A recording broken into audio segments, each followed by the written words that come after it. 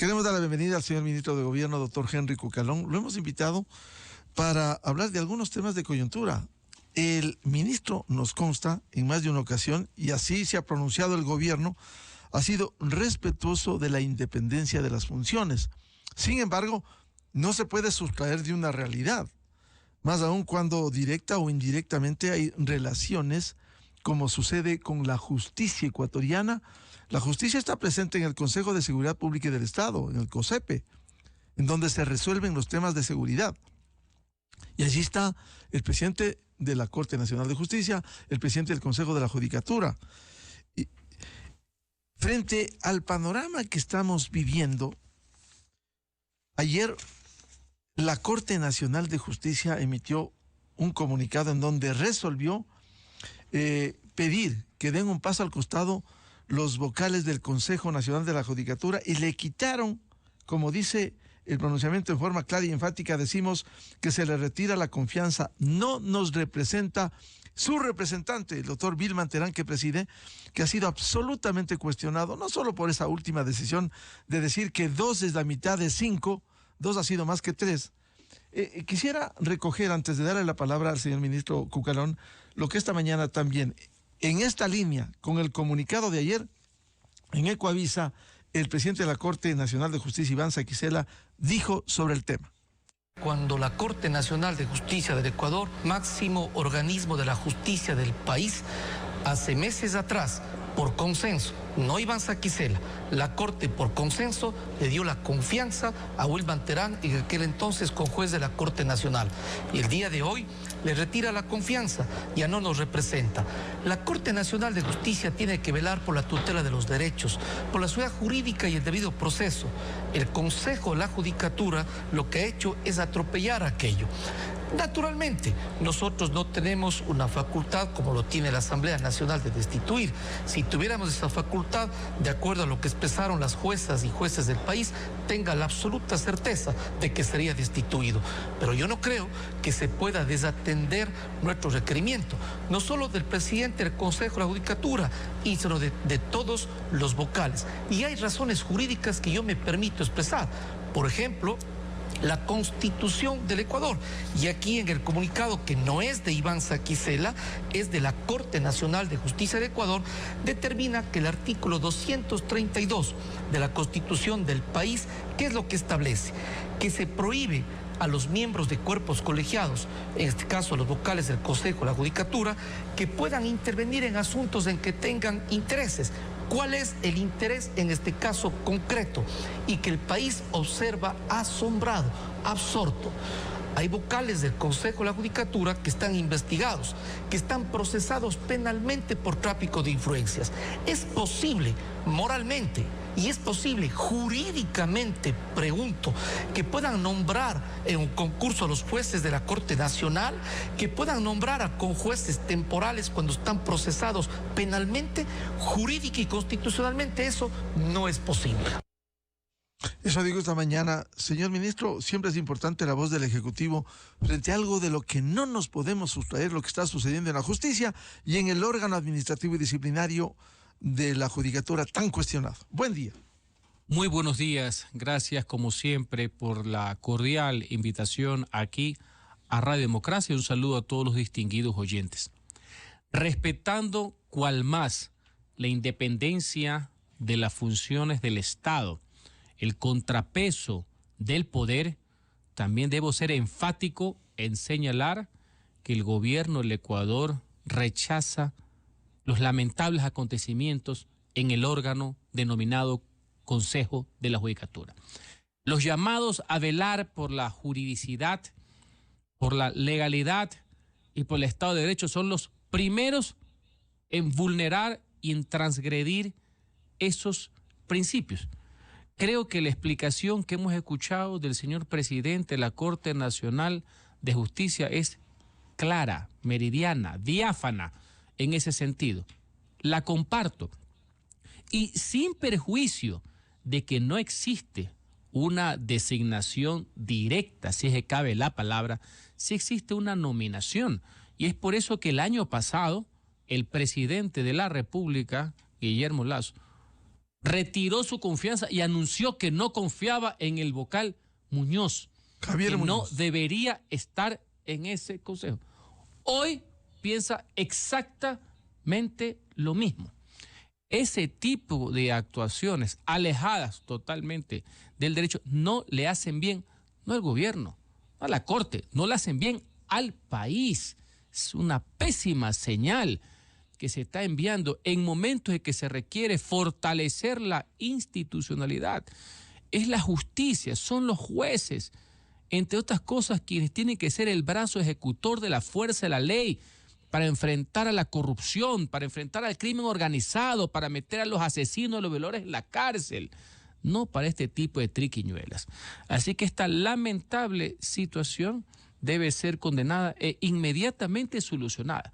Una de esas tiene que ver con la integración de los vocales. Hay los mecanismos legales pertinentes, pero aprovecho la oportunidad para ratificar que el gobierno nacional nada tiene que ver y desconfía absolutamente de las actuaciones de una persona que fue nominada en el gobierno anterior y por tanto no representa al presidente de la República. ¿Cuál sería la salida? ¿Vocales que se integran los vocales suplentes?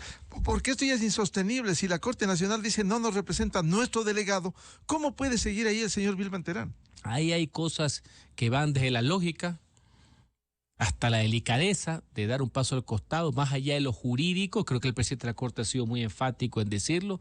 No es un órgano sancionador, pero obviamente si tu órgano nominador no confía en ti, pues uno deberá dar un paso al costado. Esto sin perjuicio de otro tipo de responsabilidades y que haya control político cuando se reanude la Asamblea Nacional. Pero en todo caso, la sociedad debe estar atenta. Lo que ha sucedido, el famoso 2 de 5, pues esto ya es paradigmático, por decirlo menos, y el gran perjudicado, insisto, es la ya de por sí debilitada institucionalidad ecuatoriana y la confianza que se tiene en el sistema de justicia. Y siempre las instituciones tienen que prevalecer por encima de las personas.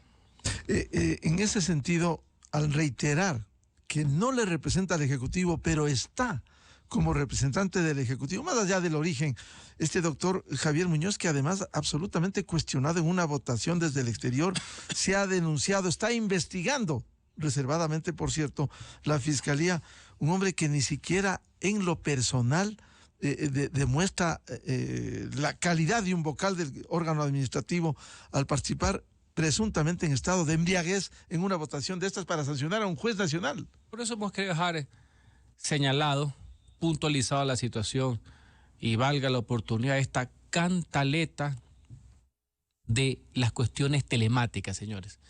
Gracias a Dios ya no hay una pandemia. Yo no sé qué diablos hacen las cuestiones telemáticas en esto.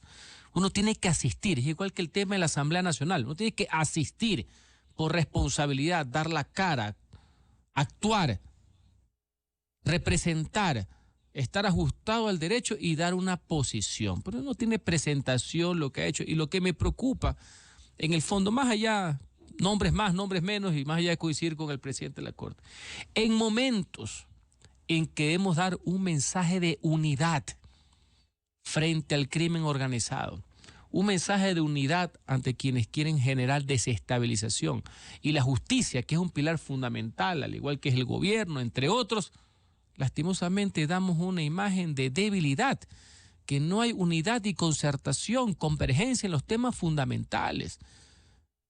El crimen organizado se ríe de ver un Estado desorganizado, de ver quiénes son sus jugadores, quiénes son los administradores de justicia. Eso no debe estar bien. Entonces, ojo, seriedad ante todo. El país está por encima de cualquier tipo de cálculos o actuaciones y lo que necesitamos es fortalecer, no debilitar la institucionalidad ecuatoriana. En ese sentido, señor ministro Cucalón, quisiera señalar, la salida sería las vocales suplentes, por cierto, con vocales que debieran, por dignidad, un poco de dignidad, cuando hay 3 vocales investigados por presuntas irregularidades, el uno, Javier Muñoz, presunto lavado de activos, y los 2 que le metieron mano a la justicia. Hay un proceso de investigación, se quiere formular cargos, y ellos impiden que formule cargos del juez, y al juez lo destituyen. Es decir, Esto es impresentable. ¿Debieran entrar los vocales suplentes? La crónica de lo absurdo.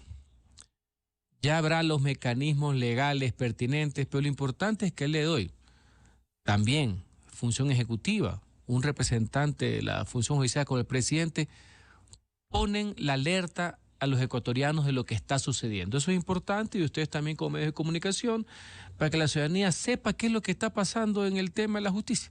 Así que ya será la misma ley y los encargados de hacerla cumplir quienes tomen las decisiones pertinentes.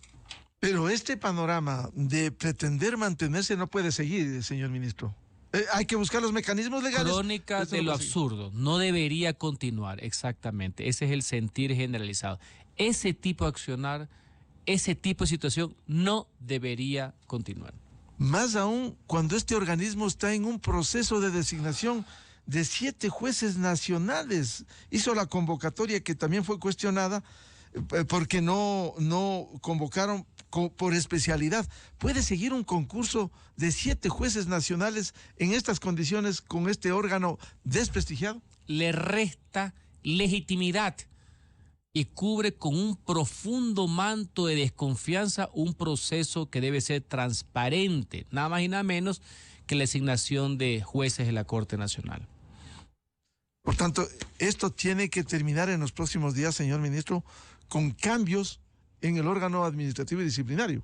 Lo lógico sería detener este desangre institucional que está viviendo la justicia.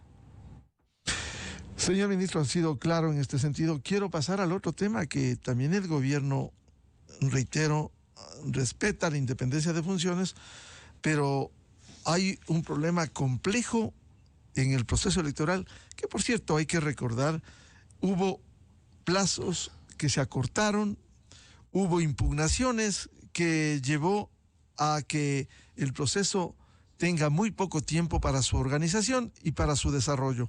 Pero hay algunos temas que preocupan, más allá de un tema que lo vivimos de cerca, señor ministro, cuando en el retorno a la democracia, el 10 de agosto del 79, hubo 2 procesos, ahí sí se eligió a los legisladores, como se llamaba entonces, en el 29 de junio del 79, junto con la segunda vuelta. Esto parte de la clase política echó años después atrás y se puso en la primera vuelta. Estando en este contexto, hay la elección de asambleístas en primera vuelta, pero ahora se pretende ir a votar en el exterior en la segunda vuelta, con una circunstancia que es grave. El domingo 20 de agosto, la presidenta del Consejo Nacional Electoral, cuando reconoció las irregularidades en el voto telemático, dijo lo siguiente, por favor. Hacemos énfasis que los votos consignados no han sido vulnerados. Si los votos consignados no fueron vulnerados en el exterior, como dice la presidenta, ¿cómo se va a una elección en estas condiciones? Tema interesante, don Miguel, y quisiera hacer también un antecedente. El día 20 de agosto, en lo que se refiere a las elecciones celebradas en el Ecuador, creo que hubo un triunfo ciudadano. Porque recordemos los trágicos acontecimientos de días anteriores. El magnicidio a un candidato presidencial, a don Fernando Villavicencio, que siempre nos topamos aquí y saludamos afectuosamente, produjo un estado de conmoción en el Ecuador entero, que provocó que algunas voces, a lo mejor con razón, más allá de los asideros legales, decían que se suspendan las elecciones. Otros que habiendo sido fijada la fecha, que no vayan a las elecciones la gente, a lo mejor por miedo de que haya algún incidente. Y ese día, no solamente que la gente acudió normalmente a votar, no hubo mayor índice de ausentismo en comparación a procesos anteriores, sino que se celebró en un marco de paz, sin violencia, no existió ningún tipo de atentado. O sea, hubo la seguridad necesaria para que el pueblo ejerza la pureza del sufragio, su ejercicio de libertad electoral, lo cual eso es bueno.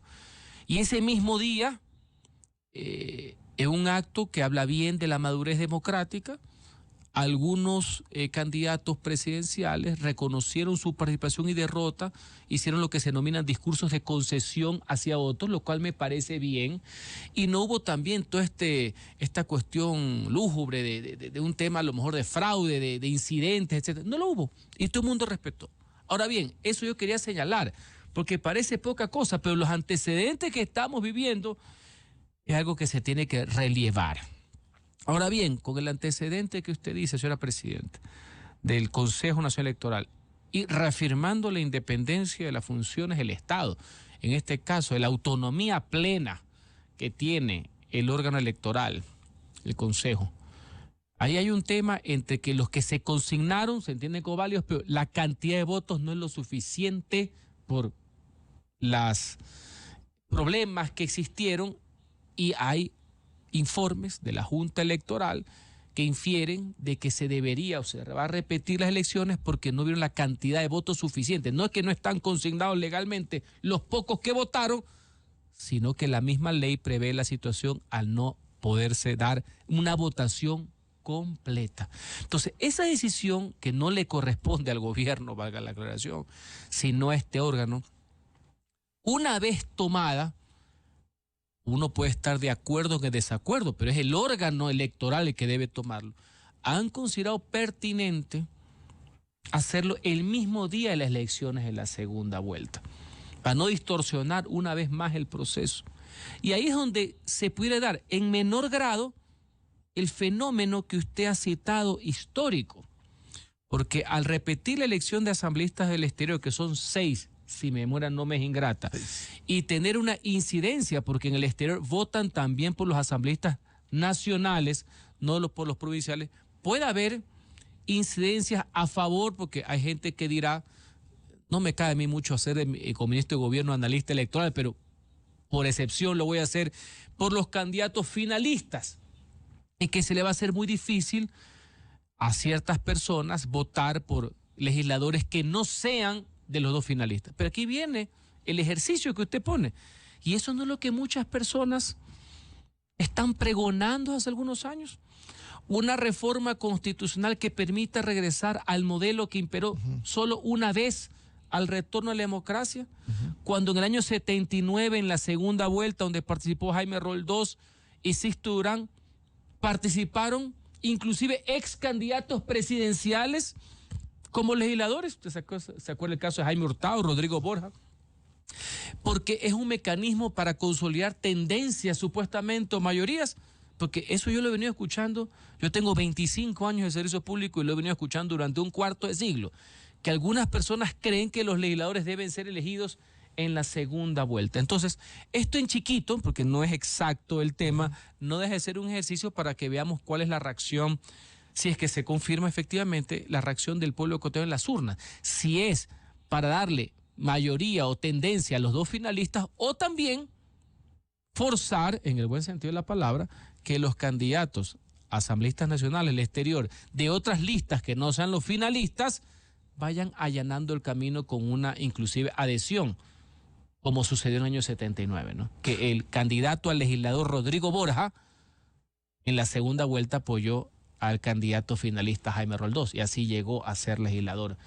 En esa época se llamaba representante ante la Cámara, ¿no?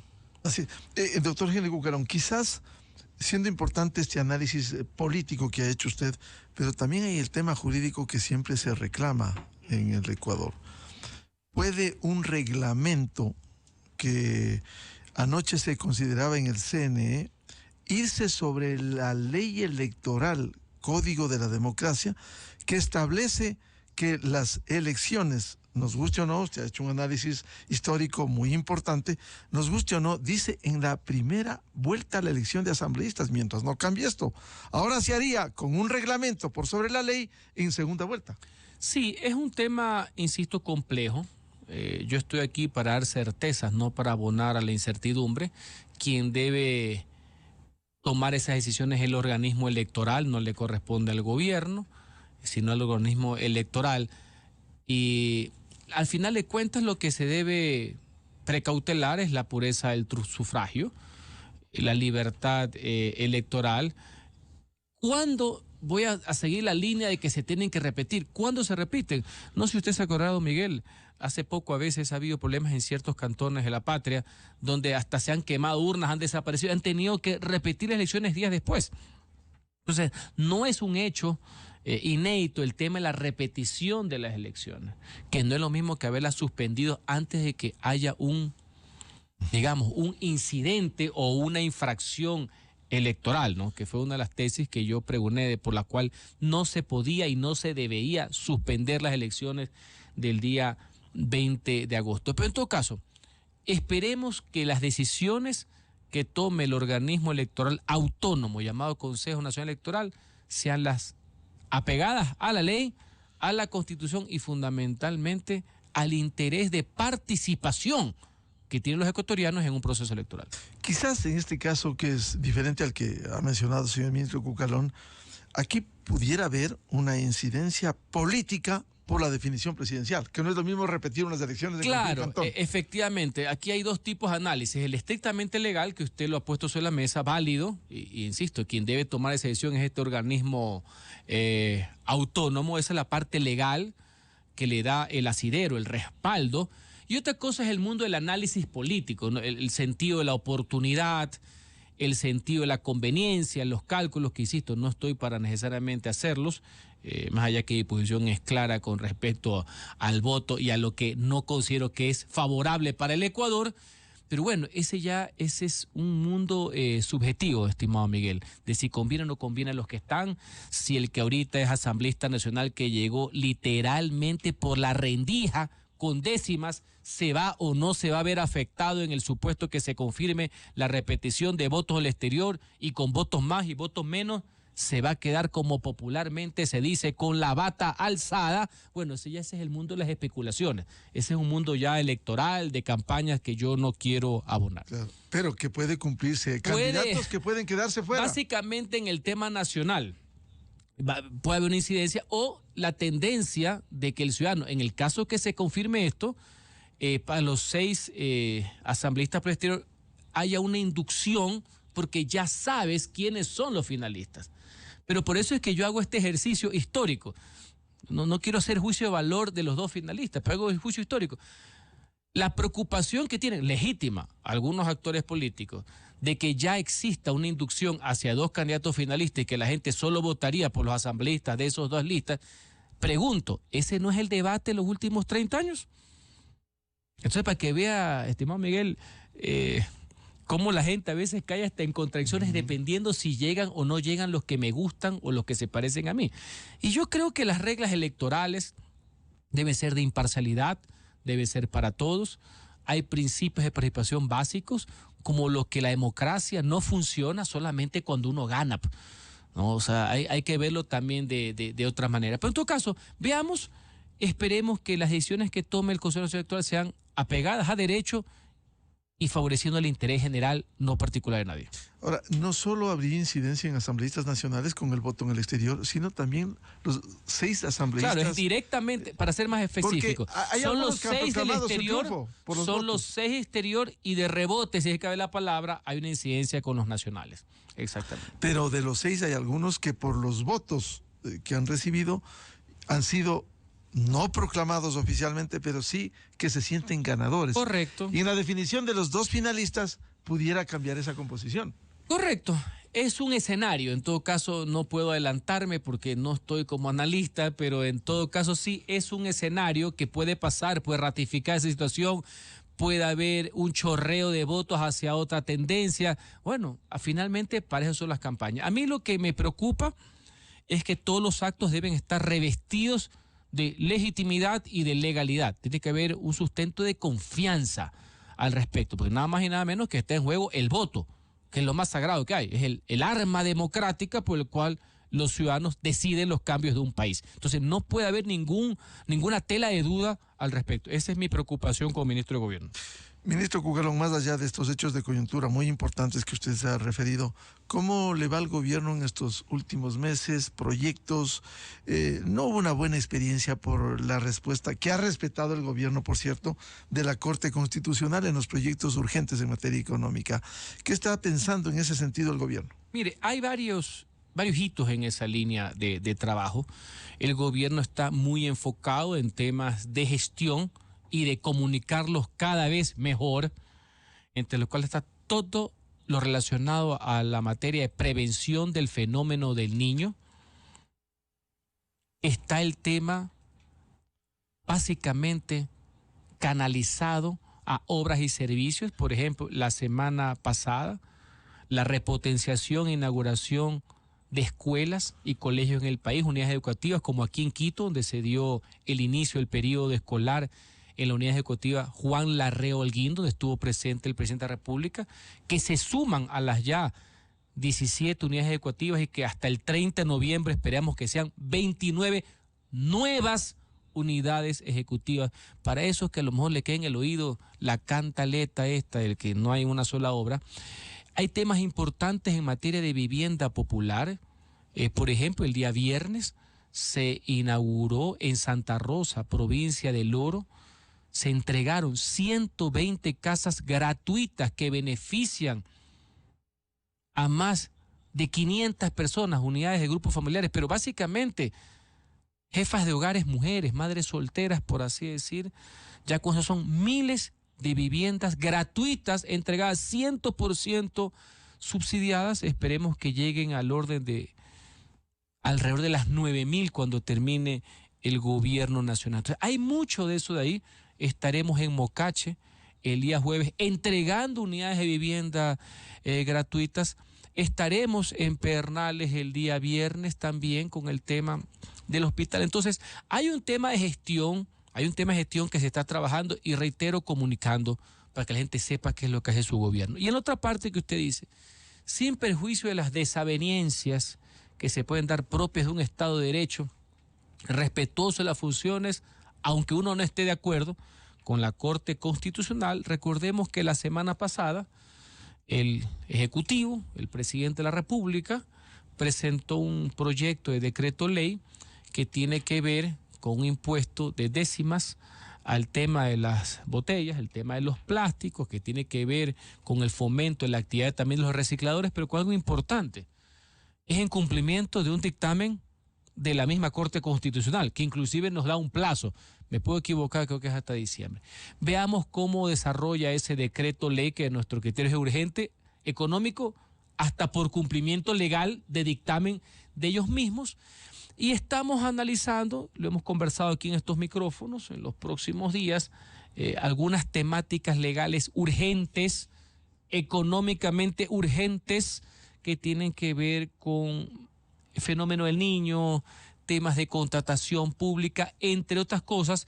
Esperemos que los próximos días podamos tener algo en firme para poder comunicar y dar el sustento necesario. ¿Y cómo ve el gobierno la investigación del asesinato execrable de Fernando Villavicencio? A sabiendas de que esto hace la Fiscalía y la Policía, pero ¿cómo ve el gobierno a fin de Es un tema de acelerar? connotación nacional. Nosotros somos los más interesados porque esta tragedia, este magnicidio de un líder, de un candidato presidencial, de un ex legislador, una persona que estaba luchando contra la corrupción, obviamente es una tragedia, y el pueblo, la ciudadanía, el país merece conocer la verdad de qué es lo que está detrás de esto y quiénes son los autores intelectuales, porque los gatilleros, los asesinos y los involucrados prácticamente fueron detenidos de forma inmediata. Pero ¿qué es lo que hay detrás de esto? El país merece conocer la verdad. Y como bien usted señala, es la Fiscalía General la titular del proceso penal correspondiente, sus investigaciones. Es obvio que la Policía Nacional y el gobierno le interesa dar el soporte necesario, y una vez que ellos den información oficial, nosotros detrás poder explicar. No podemos anticiparnos porque no nos compete, puede inclusive contaminar la investigación, pero sí, creo que la búsqueda de la verdad de las personas involucradas como autores intelectuales es una causa nacional que debe involucrar a todo el país sin distingo ideológico ni partidista, porque el mensaje que quisieron dar los asesinos al cegar la vida de un líder, de un patriota, de un candidato presidencial, no solamente fue terminar con su vida, sino apagar su voz y los ideales que él representaba, y eso no lo puede permitir caer en manos del crimen organizado. ¿Y el gobierno cómo se organiza, señor ministro? una vez que se defina al nuevo presidente de la República para este periodo de año y medio, una transición ordenada. ¿Está el gobierno también empeñado en eso? Por supuesto, una transición pacífica, ordenada y responsable del poder. No una foto con apretón de manos, que igual no deja de ser mala, porque yo me acuerdo que el retorno a la democracia ni siquiera existía eso. No. Un tema mucho más profundo del estado de las cosas en el país, fundamentalmente en materia de seguridad y economía, para que el próximo presidente o presidenta de la República tenga todos los elementos y su equipo de trabajo de la situación real. Inclusive en materia de seguridad es importante, esto no sucedió con el presidente Guillermo Lasso, de que se tenga todos estos elementos, que se sepa qué es lo que han hecho la fuerza pública, Fuerzas Armadas y Policía Nacional, el tema de los equipamientos, el tema de la compra, cómo está llegando todo el tema del material, la política de Estado, la política que nace del Consejo de Seguridad Pública del Estado, que no solamente es el gobierno. Es más, yo creería que el presidente o presidente electo debería estar en uno de esos consejos, inclusive antes que entre a la presidencia, para que conozca de primera mano el Ecuador profundo, que amerita decisiones que trascienden los gobiernos en el tiempo, porque enfrentar al crimen organizado es una tarea difícil, que amerita el concurso de varias funciones de Estado, de la ciudadanía, entre otras cosas, obviamente con el gobierno y las Fuerzas Armadas y Fuerza Pública a la cabeza. Así que sí, lo estamos tomando con mucha seriedad, para que tengan todos los datos, para que tengan todos los argumentos necesarios para poder hacer la mejor gestión desde el primer día. Y el combate a la inseguridad seguirá siendo un norte, es una política prioridad de Estado, más allá de que pueda existir errores, no, ahí la gente tiene que comprender que esa es la misión fundamental, debe ser motivo del acuerdo sobre lo fundamental. Ahora el Ecuador, muchas diferencias en todas las demás cosas, y está bien, así es la democracia. Debe haber esos disensos que muchas veces se zanjan en las elecciones cuando uno vota por una opción. Pero el tema de la seguridad, la materia integral, el combate al crimen organizado y al narcotráfico no debe tener ningún tipo de distingo. Es una política de Estado de hoy, de mañana, de mediano, de largo plazo, donde estoy seguro que los principios democráticos, la seguridad ciudadana va a terminar triunfando. Vamos a doblegar al crimen organizado, pero es una tarea titánica, ardua, no simplista, como dicen algunos, y deben estar conscientes de que todo lo que está pasando, de la reacción también que han tenido estos criminales, pero el Estado debe sobreponerse y debe defender el interés público. Y la ayuda internacional seguirá en ese sentido. Por supuesto, recordemos, y aquí el ministro de Defensa lo informó, por citar un ejemplo, a finales del mes de julio se firmó un acuerdo de cooperación con el Departamento de Defensa norteamericano, cerca de 169 puntos a lo largo de 6-7 años, y además no me es ingrata, de cooperación y colaboración. Eso es importante. Reitero, sobrepasa los gobiernos inclusive por el periodo de ejecución. Entonces hay una política de Estado de seguridad donde se suman esfuerzos para enfrentar al verdadero enemigo común, que no está entre los ecuatorianos, sino que es el crimen organizado. Bien, al señor ministro de Gobierno, doctor Henry Cucalón, como siempre, muy amable por atender a la revista de Opinión Democracia. Gracias, como siempre.